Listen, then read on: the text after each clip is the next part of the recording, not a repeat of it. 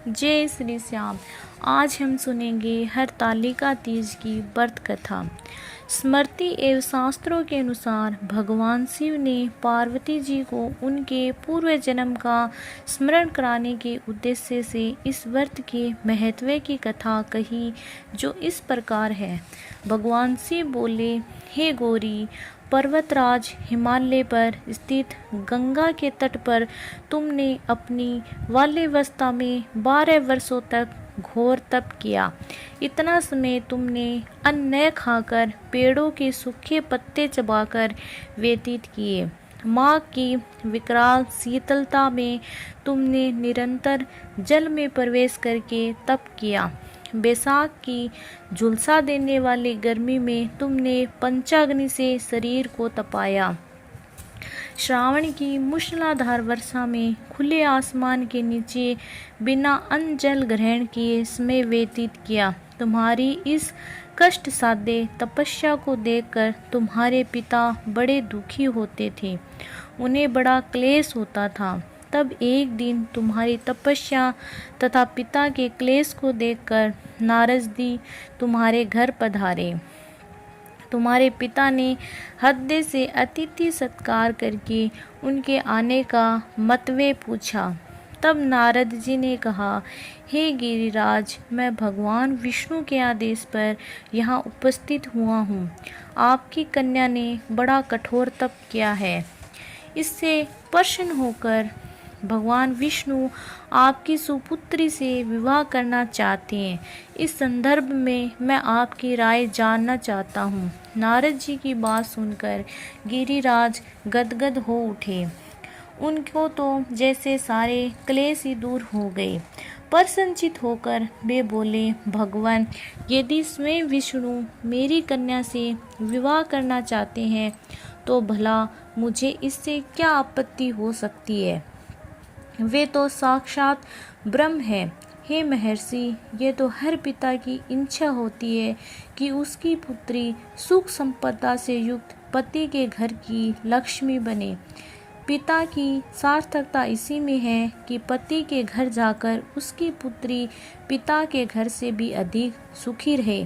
अतः मेरी ओर से इस प्रस्ताव को अस्वीकार करने का प्रश्न ही नहीं उठता। मैं इस विवाह की सहर्ष अनुमति देता हूँ। नारद जी तुम्हारे पिता की स्वीकृति पाकर विष्णु जी के पास गए और उन्हें तुम्हारे विवाह के निश्चित होने का समाचार कह सुनाया।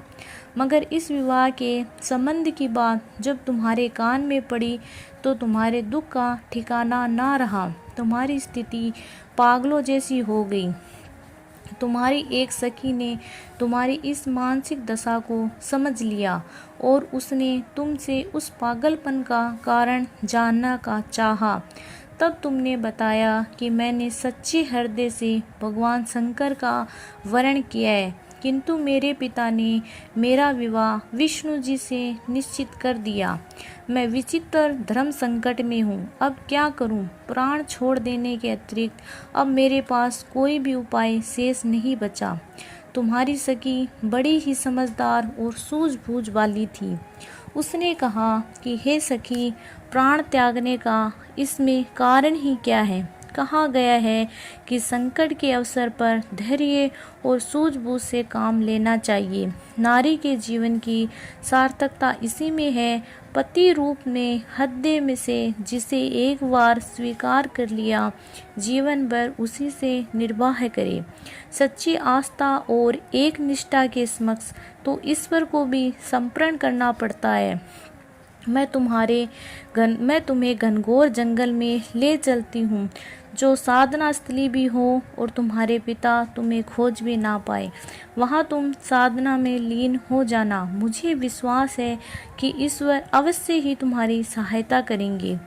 तुमने ऐसा ही किया। तुम्हारे पिता तुम्हें घर पर न पाकर बड़े दुखी तथा चिंतित हुए।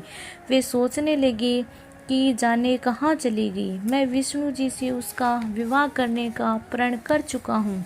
यदि भगवान विष्णु बारात लेकर आ गए और कन्या घर पर ना हुई तो बड़ा अपमान होगा। मैं तो कहीं मुंह दिखाने के योग्य भी नहीं रहूँगा। यही सब सोचकर गिरिराज ने जोर शोर से तुम्हारी खोज शुरू करवा दी। इधर तुम्हारी खोज हो रही थी और उधर तुम अपनी सखी के साथ नदी के तट पर एक गुफा में मेरी आराधना में लीन थी। भाद्रपद शुक्ल तृतीया को हस्त नक्षत्र था। उस दिन तुमने रेत के शिवलिंग का निर्माण करके व्रत किया। रात भर मेरी स्तुति के साथ गाकर जागरण करती रही। तुम्हारी इस कष्ट साध्य तपस्या के प्रभाव से मेरा आसन डोलने लगा। मेरी समाधि टूट गई और मैं तुरंत तुम्हारे समक्ष जा पहुंचा और तुम्हारी तपस्या से प्रसन्न होकर तुमसे वर मांगने के लिए कहा। तब अपनी तपस्या के फलस्वरूप मुझे अपने समक्ष पाकर तुमने कहा कि मैंने हृदय से आपको पति के रूप में वरण कर लिया। यदि आप सचमुच मेरी तपस्या से प्रसन्न और भक्त वत्सल्य होकर यहाँ पधारे हैं तो मुझे अपनी अर्धांगिनी के रूप में स्वीकार कर लीजिए। तब मैंने तथास्तु कहकर कैलाश पर्वत पर लौट आया। प्रातः होते ही तुमने पूजन की समस्त सामग्री नदी के अंदर प्रवाहित कर दी और अपनी सहेली सहित व्रत का पालन किया। उसी समय अपने मित्र बंधु व दरबारियों सहित गिरिराज तुम्हें खोजते खोजते वहां आ पहुँचे और तुम्हारी इस प्रकार की कष्ट साध्य तपस्या का कारण तथा उद्देश्य पूछा। उस समय तुम्हारी दशा को देखकर गिरिराज अत्यंत दुखी हुए और पीड़ा के कारण उनकी आंखों में आंसू उमड़ आए। तुमने उनके आंसू पोंछते हुए विनम्र स्वभाव से कहा, पिताजी, मैंने अपने जीवन का अधिकांश समय कठोर तपस्या में बिताया है। मेरी इस तपस्या का केवल एक ही उद्देश्य है, मैं शिव को पति के रूप में पाना चाहती हूँ। आज मैं अपनी तपस्या की कसौटी पर खरी उतर चुकी हूँ। आप क्योंकि विष्णु जी से मेरा विवाह करने का निर्णय ले चुके थे, इसलिए मैं अपने आराध्य की खोज में यहाँ चली आई। अब मैं आपके साथ इसी शर्त पर जाऊंगी कि आप मेरा विवाह विष्णु से न करके शिव से करेंगे। गिरिराज मान गए और तुम्हें घर ले गए। कुछ समय पश्चात शास्त्रोक्त विधि से उन्होंने हम दोनों को विवाह सूत्र में बांध दिया। हे पार्वती, भाद्रपद मास शुक्ल पक्ष की तृतीया को तुमने मेरी आराधना करके जो व्रत किया था, उसी के फलस्वरूप मेरा तुमसे विवाह हो सका। इसका महत्व ये है कि मैं इस व्रत को करने वाली कुंवारियों को मनवांछित फल देता हूँ। इसलिए सौभाग्य की इच्छा करने वाली प्रत्येक युवती को ये व्रत पूर्ण निष्ठा एवं आस्था से करना चाहिए। इस व्रत को हरतालिका इसलिए कहते हैं कि पार्वती की सुखी उसे पिता परदेश से हर कर घनघोर जंगल में ले आई। बोलो माँ पार्वती और भगवान शंकर की जय हो।